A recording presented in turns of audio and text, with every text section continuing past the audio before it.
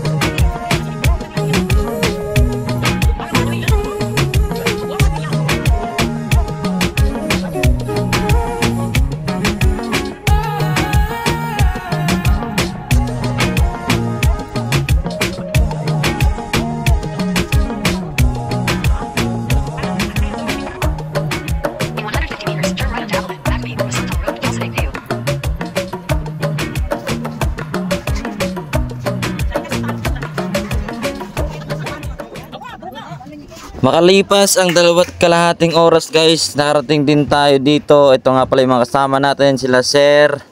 Nandito na tayo sa Apalit, Pampanga. Bali, dinaanan muna natin yung kamag-anak nila kasi sasama daw sila sa pagpunta sa simbahan. Kaya, hi guys, raking cheer muna tayo habang naghihintay. Bali, ito palang bahay na to guys, ang may-ari nito yung kamag-anak nila. Bali, yan hanggang 1 to 6 duplex na bahay. Yung kamag-anak nila ang may-ari niyan. Kaya mapera talaga yung kamag-anak nila dito sa Pampanga guys. After 15 minutes guys, tumulak na rin tayo papuntang simbahan.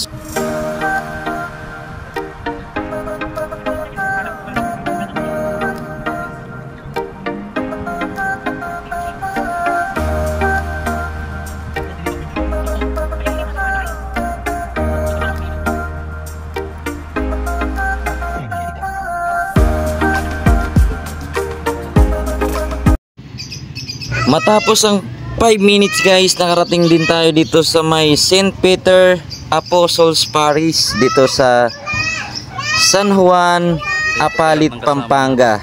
So, yan nga yung mga kasama natin guys. Bago nga pala tayo makapasok guys, merong dress code na sinusunod dito. Yan yung pwede, saka hindi pwede. Kaya kung pupunta kayo dito, dapat naka-dress code kayo talaga. Bawal pumasok dito pag hindi tama yung damit na sinusuot mo.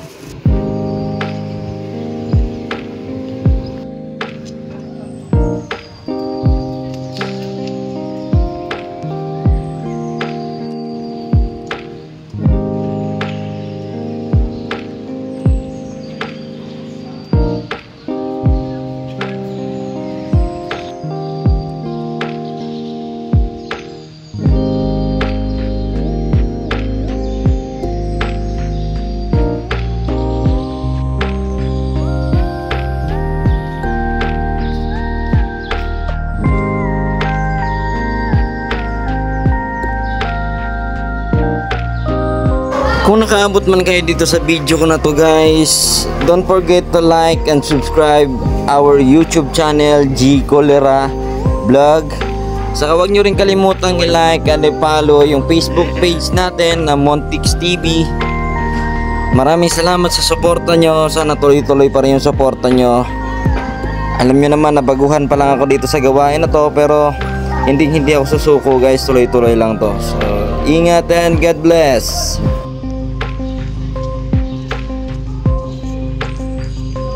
Alam nyo guys, napansin ko dito sa simbahan na to, parang napakaluma niya na talaga.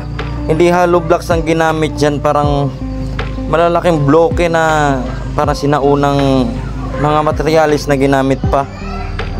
Kung makikita nyo naman yung ganyang kalalaking pinto, parang solid na yan. Kita nyo naman yung mga concrete na ginamit dyan. Hindi talaga ano, para mga lumang-luma na talaga yan.